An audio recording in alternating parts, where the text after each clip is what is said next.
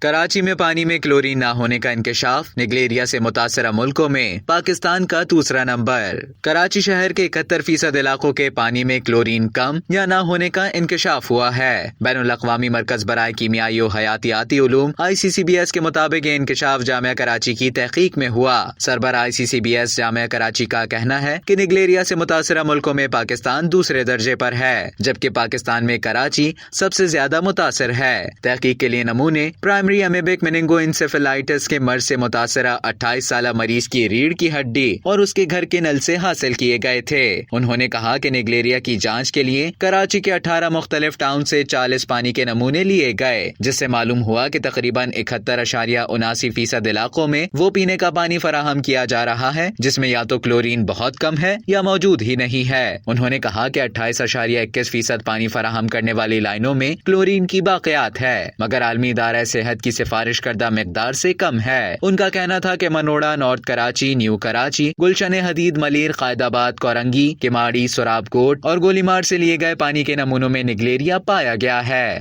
اب تک کے لیے اتنا ہی۔ مزید خبروں اور نیوز اپڈیٹس کے لیے ڈیلی جنگ کے YouTube چینل کو سبسکرائب کریں اور فیس بک کے پیج کو لائک کرنا نہ بھولیں۔